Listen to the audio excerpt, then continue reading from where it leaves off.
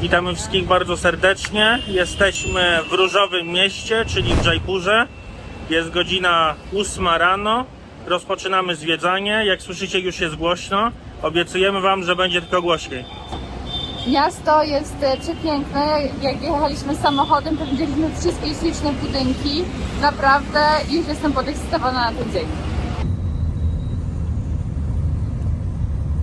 You can recognize that means that property is not renovated. The name of that intense tour.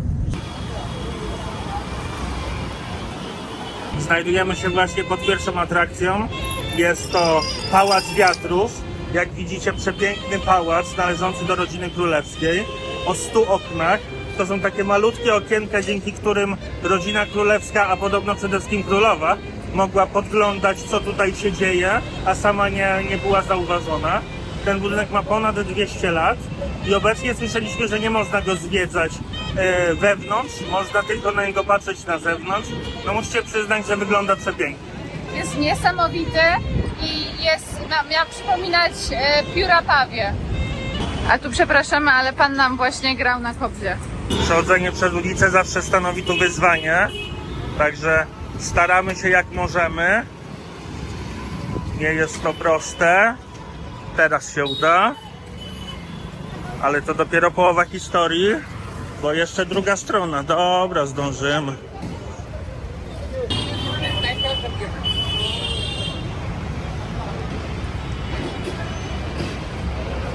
Blue color for royals, pink color symbol of happiness, happiness and. Look at your left hand side. You can see food on the top of it. That's food for army because highest point, so King Army used to live there. To jest nasz kolejny przystanek. Jedziemy do tego fortu. Nazywa się Amber Fort. I była to kiedyś siedziba Maharadży. Tylko spójrzcie, jakie to miejsce jest przepiękne, jakie jest ogromne, jakie robi wrażenie. Naprawdę, czegoś takiego jeszcze chyba nie widziałem.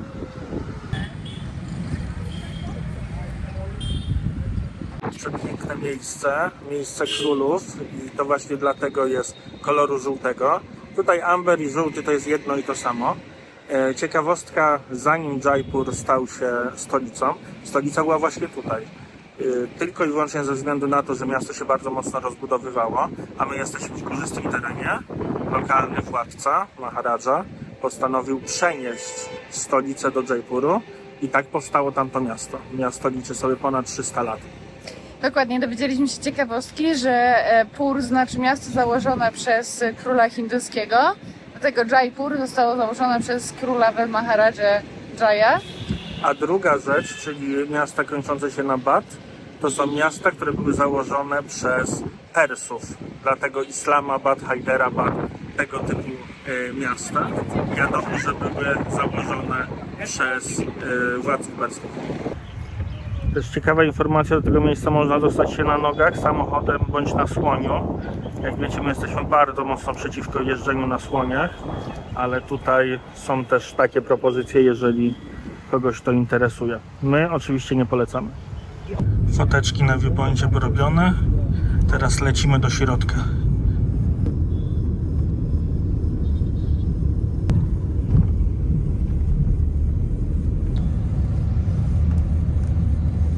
Szybki stop na zobaczenie studni. Te studnie tak dla nas nie brzmią oczywiście fantastycznie, ale jak zobaczycie te studnie, to zmienicie zdanie. Tylko spójrzcie, jaka wielka jest ta studnia. Jest naprawdę tak świetnie przemyślana. Te wszystkie schody są po to, żeby ludzie mogli bez problemu schodzić, niezależnie od poziomu wody i nabierać tej wody. Jest to studnia zbudowana przez króla dla ludzi i naprawdę, oczywiście teraz nie jest już używana, ale też tutaj, nawet jak widzicie te wgłębienia, tutaj wszędzie te wgłębienia, są to wgłębienia, gdzie wstawiało się lampy oliwne, żeby ludzie też mogli nabierać wodę nocą.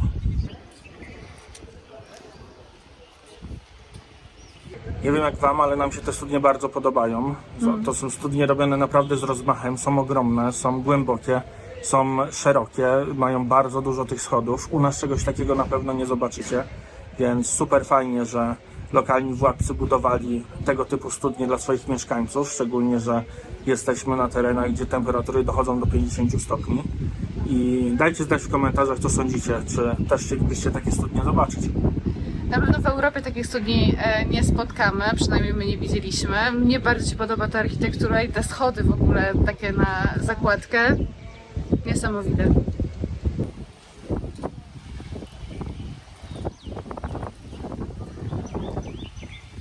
Oczywiście wszędzie mamy panów, którzy pilnują. Tutaj też wam opowiadaliśmy, że czasem są skoczkowie, którzy chcą sobie zrobić krzywdę i przychodzą w takie miejsca, więc po to jest ochrona, żeby to oczywiście uniemożliwić. Studnia zaliczona, życzenia na pewno się będą spełniać. Teraz idziemy dalej. Patrzcie w ogóle, jak tu wszędzie dookoła jest przepięknie. Jakie to jest fajne miejsce. Tutaj te wszystkie budynki mają swój klimat. My teraz wracamy do naszej fury. No i idziemy w końcu do starej siedziby Maharadży. Podjechaliśmy pod twierdzę. Ja to wolę nazwać twierdzę niż jakiś pałac albo fort. Tutaj ludzie się wypakowują. Fajnie, że można tutaj podjechać samochodem dość daleko. Dzięki temu jest wygodniej. No i widoki już stąd są niesamowite. Jesteśmy już na głównym placu. Będziemy zwiedzać fort. Tutaj oczywiście trzeba kupić bilety. Nasz przewodnik się tym zajmie. No i zobaczymy, jak wygląda w środku. Podobno jest przepiękne. Tak się wita tutaj turystów. Jest to typowa zagrywka, żeby turystom było milej. Nie jest to żadna wielka tradycja, tak twierdzi nasz pan przewodnik. Tutaj macie te biedne słonniki, które są wykorzystywane, żeby wozić jakichś leniwych ludzi. Ja bardzo przepraszam mam nadzieję, że nie jest to zbyt kontrowersyjne, co mówię, ale ja po prostu bardzo kocham zwierzęta. Rozumiem, że świat nie jest idealny, ale mimo wszystko ludzie mogliby nie chcieć z tego korzystać. A samo miejsce naprawdę przepiękne. Plac ogromny, spójrzcie tylko, jak tam wygląda ten fort, twierdza, zamek, pałac, wszystko w jednym.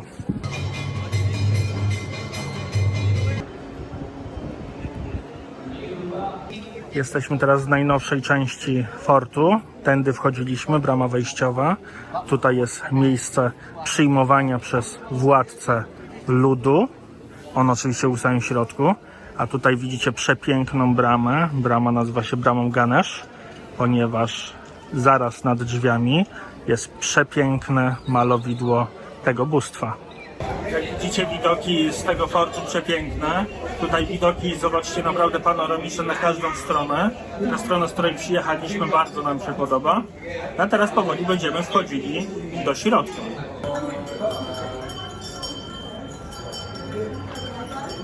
Nie wiem, czy dobrze to widać, ale te wewnętrzne kolumny wykonane są z przepięknego marmuru, białego marmuru, a te zewnętrzne kolumny z czerwonego piaskowca. Także dla każdego coś dobrego.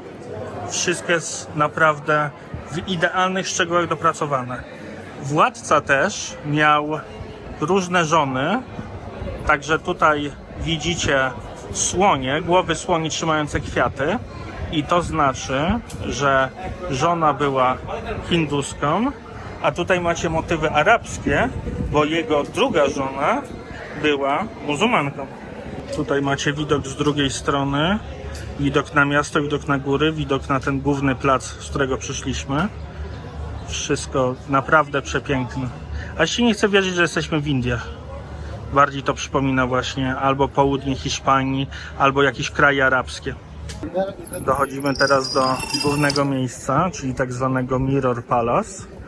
Jest to miejsce, które jest zbudowane z tysięcy albo setek tysięcy małych luster.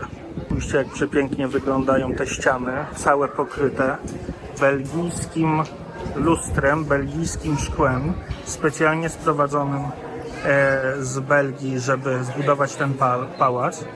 Ten pałac jest starszy, ma tyle samo lat co Taj Mahal i wygląda naprawdę przepięknie. Jesteśmy teraz w starszej części pałacu. Spójrzcie, jak te wszystkie ściany przepięknie wyglądają. w pełni pokryte są belgijskim szkłem, belgijskimi lustrami. Jest to drugi największy pałac lustrzany na świecie. Największy to oczywiście Versailles. Ja byłam zdziwiona opowieścią, którą usłyszeliśmy od przewodnika o tym, że tutaj przyjeżdżali na zimę i jako, że było zimno, próbowali ogrzać się świeczkami. I te świeczki, jako że te lustra wszystkie są zakrzywione, wypukłe, odbijały tak światło, że w ciągu dnia widzieli miliony gwiazd tutaj.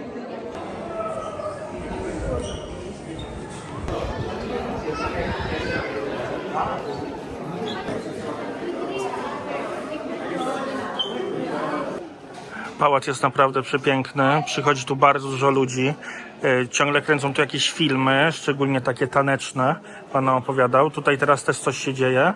No i oczywiście standardowo mogę wam opowiedzieć historię, która dzieje się prawie wszędzie. Kiedyś można było tu wchodzić, kiedyś można było oglądać to wszystko od środka, a teraz znalazł się kilka lat temu jakiś koleś, który zaczął wydobywać to szkło, no i trzeba było zamknąć. To miejsce można też zwiedzać w środku, także wchodzimy sobie do kilku miejsc. Pan powiedział, że pokaże nam miejsce do ćwiczenia jogi.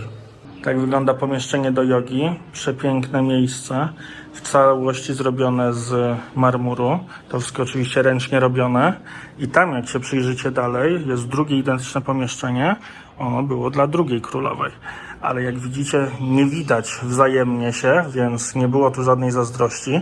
Jak król przebywał z jedną żoną, to druga o tym nie wiedziała. Muszę przyznać, że w środku wcale nie jest tak gorąco. Jak na 40 kilka na zewnątrz, to tutaj jest taki przyjemny chłodek. Jesteśmy teraz w najstarszej części tego fortu, czyli tego, co ma 450 lat. I tak, o ile poprzedni władca miał dwie żony, jedną hinduskę i jedną muzułmankę, o tyle władca, który zbudował, zamieszkiwał tą część, miał żon 12. Spójrzcie, jak wygląda ta najstarsza część. Teraz widać ją mniej więcej w całości. Teraz mogę wam szybko powiedzieć. Także, tak jak wspominałem, król miał 12 żon. Każda miała swoje sale. I tak jak widzicie, 3 z jednej strony, 3 z drugiej, 3 z kolejnej. Po środku był wielki plac, gdzie mogły ze sobą rozmawiać, się komunikować. A król mieszkał wszędzie tu na pierwszym piętrze. On nie mieszkał na parterze razem z nimi. I jeżeli chciał do nich zejść, to tam widzicie takie schody, to były tunele. Tunele działały tylko w jedną stronę, czyli król mógł schodzić, a żony nie mogły wchodzić. Naprawdę ogromny, naprawdę robi kolosalne wrażenie. Trzeba przyznać, że mieli rozmach. Teraz wychodzimy powoli z niego. Będziemy się kierowali dalej. Opuszczamy już to przepiękne miejsce. Naprawdę można tu spędzić cały dzień. My też spędziliśmy tu bardzo dużo czasu. Zrobiło się dość gorąco, więc teraz musimy się schłodzić. A gdzie lepiej się schłodzić niż przy tak zwanym Water Palace. I czym jest ten Water Palace, to zaraz wam pokażemy. Oczywiście nie można do niego wchodzić, bo on jest na wodzie, ale będziemy znajdować się przy wodzie i będziemy mogli zobaczyć, jak ta przepiękna letnia rezydencja tutejszych władców wyglądała.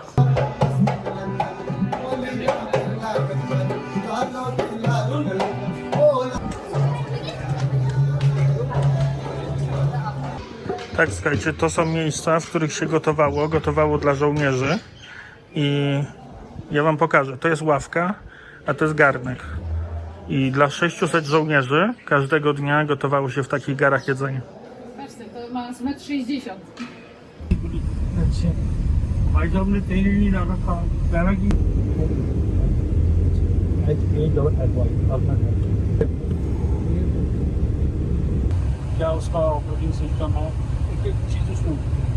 Nie wiem, czy dobrze widać, ale pomiędzy naszymi głowami znajduje się pałac na wodzie. Jest to pałac zbudowany przez lokalnego Maharadżę w 1799 roku.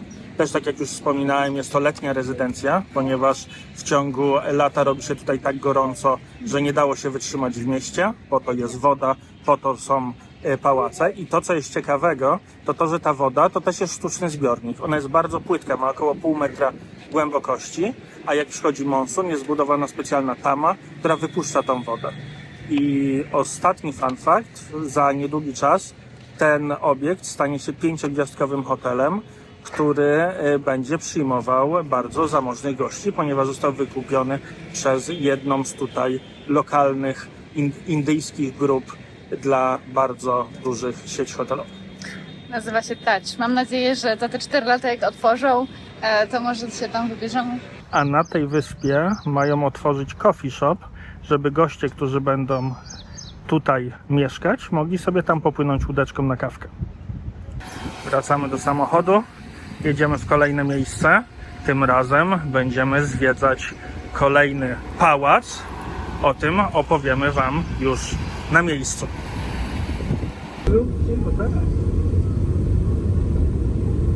Przyjechaliśmy do dzielnicy królewskiej, dlatego znowu kolor zmienił się na żółty. Będziemy wchodzili do obecnego pałacu. Jesteśmy przed wejściem do pałacu. Wejście tutaj kosztuje 1000. Oczywiście 1000 dla obcokrajowców. Zaraz będziemy zwiedzać jego wnętrza. W tym miejscu do tej pory mieszka rodzina królewska. I co ciekawe, nie wiem czy widzicie tam flagę za nami. Jak jest jedna flaga, to znaczy, że władcy nie ma. Żeby władca był, muszą wisieć 2 flagi. Już od samego początku wrażenie bardzo duże. Strasznie, że armat tu mają. Tam mają lalki, ponieważ z tego słynie też ten region.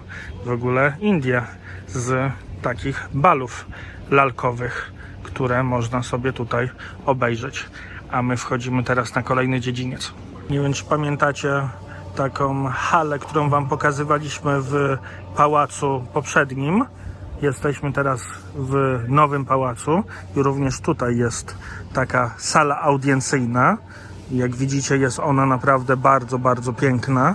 Ona podobno nie jest dla wszystkich, jest tylko dla tak zwanych VIP-ów, którzy mogli się spotykać tutaj z Maharadżą. A to jest budynek, w którym mieszka Maharadża i jego rodzina. Jest to jedyny 7-piętrowy budynek w tej dzielnicy. Reszta budynków może mieć maksymalnie 5 pięter. Musicie przyznać, że te budynki, budowle są tutaj naprawdę przepiękne, pięknie zadbane. Tutaj teraz w Indiach jest lato, także dzieciaki mają zajęcia, które są, nazwijmy to, sponsorowane przez króla. Król sobie mieszka tutaj. Wygląda to naprawdę niesamowicie. Tu Gabriela robi dla Was roleczkę, a może i kiedyś zrobi shortcika. Dajcie znać w komentarzach, że lubicie Gabi shortsy, to będzie je robić częściej. Wygląda pałac Maharadży od tyłu. Jest tutaj przepiękny plac. Plac, na którym kiedyś odbywały się tańce. Tutaj zawsze siedział król. Tutaj siedziały królowe albo królowa. I są tutaj 4 bramy, które symbolizują 4 pory roku. Jest na przykład brama letnia, która przedstawia kwiaty lotosu. Tam widzicie zieloną bramę, bramę jesienną, a tutaj bramę zimową.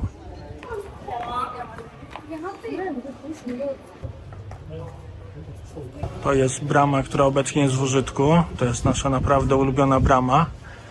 Wygląda przepięknie.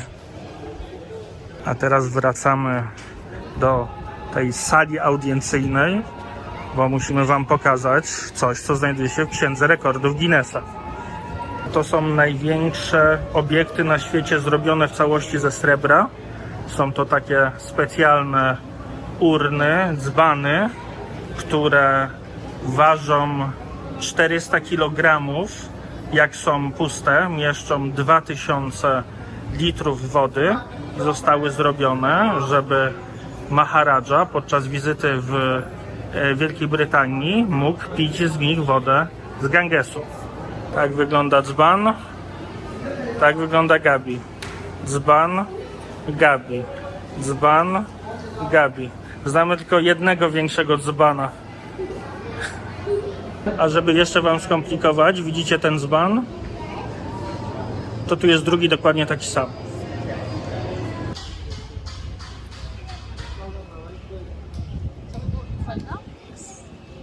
Byliśmy właśnie w tym przepięknym budynku. W środku są pięknie zachowane stroje i dywany z różnych okresów tutaj historii Jaipuru. Naprawdę prześlicznie. Niestety w środku nie można robić zdjęć. Skończyliśmy już wizytę w pałacu. Przepiękny pałac, naprawdę warto wpaść, odwiedzić, zwiedzić co się da. I teraz idziemy zobaczyć jeszcze jedną rzecz, o ile uda mi się przejść, bo nie jest to tutaj takie proste. A ja chciałam dodać tylko jeszcze jedną rzecz. Jeżeli tutaj są jakieś singielki, które oglądają, to król jest wolny, ma 25 lat i jest najbardziej pożądanym kawalerem tutaj w Indiach. Także Ma fajną chatę. Udajemy się teraz do obserwatorium. Zobaczymy, jak wygląda. Jest takich kilka w całych Indiach. Tam wam opowiemy więcej. Wejście tutaj kosztuje 200 rupii. Jesteśmy w obserwatorium astronomicznym. Słuchajcie, tutaj na przykład jest maszyna, która pokazuje dokładny czas. Sprawdziliśmy, pokazuje dokładny czas. Tam jest na przykład taki kamień ze strzałką, która pokazuje dokładnie gwiazdę północną. I tak, to prawda, sprawdziliśmy. Takich sprzętów jest tutaj 18 i wszystkie pokazują różne rzeczy. Jest to jedno z 5 takich miejsc w Indiach, ale tak naprawdę to zostały tylko 2, które są zachowane w dobrym stanie, czyli to i takie jedno w Delhi. Cała reszta niestety została bardzo zaniedbana. Na tym sprzęcie można zobaczyć, jaka jest pora roku i jaki jest miesiąc, a także która jest godzina. I też sprawdziliśmy, słuchajcie, też działa. Jest to naprawdę niesamowite miejsce. Idziemy dalej, pokażemy wam jeszcze kilka takich sprzętów. Tutaj macie na przykład takie 2 półkule, które pokazują wam ułożenie gwiazd i dzięki temu jaki znak zodiaku obecnie rządzi. Tu jest takie małe kółeczko na środku, które daje odbicie i tam, gdzie widzicie to odbicie, tam też zobaczycie, jaki znak zodiaku obecnie jest w gwiazdach. Teraz znajdujemy się w miejscu, gdzie robi się horoskopy. No i oczywiście nie potrafimy ich zrobić, ale każdy znak ma tutaj swoje miejsce. Jak się rodzi ktoś z rodziny królewskiej, to przychodzą tutaj specjaliści, no i tworzą horoskop dla takiego bobasa. A to jest taki sprzęt, który jest w Księdze Rekordów Guinnessa. Jest największy i on odmierza czas z dokładnością do 2 sekund. Ten, który wam na początku pokazaliśmy, mógł mieć spóźnienie albo się śpieszyć o 22 sekundy. Król powiedział, że nie ma opcji. Kazał zbudować coś takiego i dzięki temu czas jest prawie idealny. Słuchajcie, bardzo fascynujące miejsce. Ono ma setki lat, my nie wiemy do tej pory, jak coś takiego zrobić, zbudować. Także naprawdę jesteśmy pod wrażeniem. Fajnie, że obecni władcy bardzo też dbali o to, żeby ludzie wiedzieli, która jest godzina, żeby astronomowie pracowali, żeby wiadomo było, w którym miejscu znajdują się gwiazdy. Widać, że dbali tutaj o naukę i też inwestowali w to, no bo w momencie, kiedy coś było niedokładne, to budowali większe.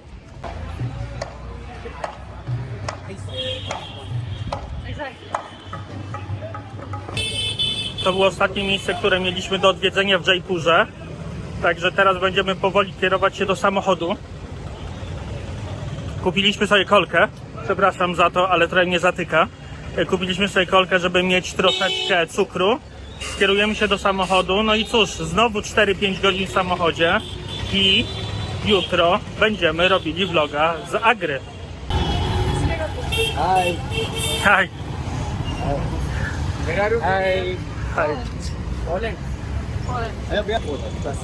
A dla kobiet informacja, że Jaipur słynie nie tylko z przystojnego 25-letniego króla, który jest kawalerem, a raczej Maharadży, który jest kawalerem, ale również z wyrobów jubilerskich. Tu jest bardzo dużo różnego rodzaju kamieni oraz z wyrobów tekstylnych. Tutaj jest bardzo sławne malowanie farbami z pochodzenia vegetables. Jak jest vegetables po polsku? Warzywnego. Które nie spierają się tak jak nasze sztuczne, mechaniczne i właśnie z tych 2 rzeczy słynie Jaipur. Warzywne farby i co było drugie? Jest za gorąco, żeby coś myśleć. Przepraszam Was bardzo. Naprawdę. Ja się już pożegnam. Dziękuję.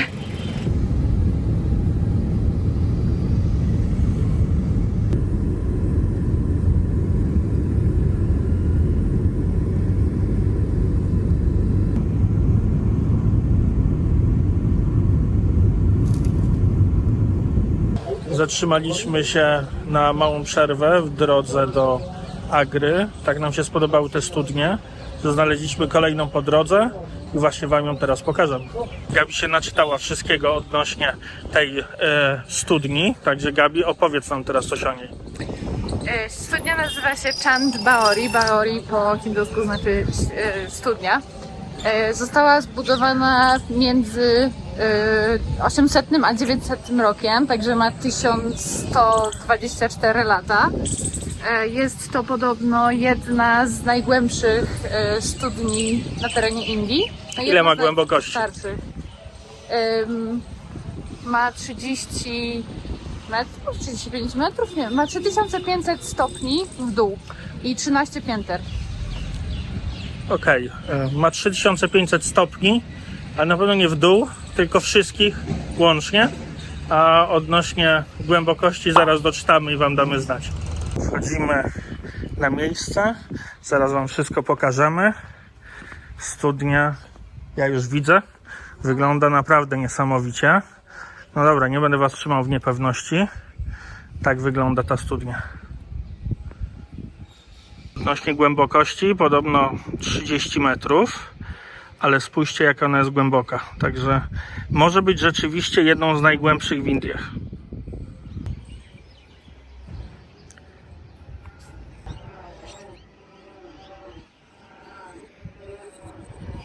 A jakby ktoś się zastanawiał, czy ta studnia naprawdę jest głęboka, słuchajcie, jest bardzo głęboka, naprawdę. Dookoła nie jest zbyt ładnie zadbane, chociaż w porównaniu z miasteczkami, przez które przejeżdżamy, to tutaj lśni, ale jeszcze tutaj można podziwiać takie pozostałości. Nie wiemy dokładnie, skąd te pozostałości, czy to z jakichś świątyń, które tutaj też widzieliśmy, czy ze studni, ale wyglądają bardzo ładnie.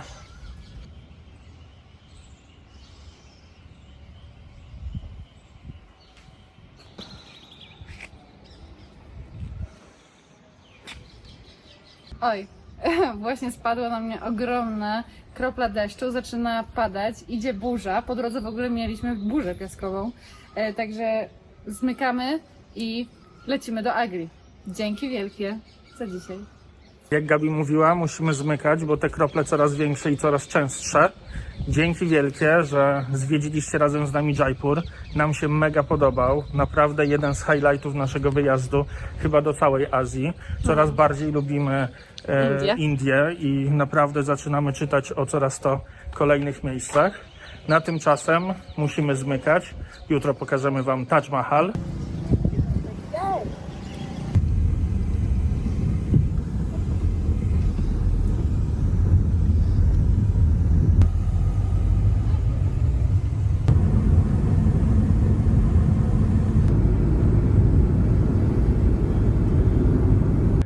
Jeszcze raz oficjalnie chcemy się z Wami pożegnać. Dojechaliśmy do Agry, jesteśmy w hotelu.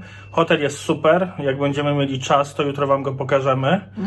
Tymczasem lecimy szybko na basen, bo chcemy trochę ochłonąć po tym całym dniu. Widzimy się z Wami jutro, wstajemy o wschodzie słońca, więc będzie to naprawdę relatywnie niedługo. Jeszcze raz wielkie dzięki, że oglądaliście. Trzymajcie kciuki, żebyśmy jutro wstali. I widzimy się w kolejnym odcinku. Trzymajcie się, cześć!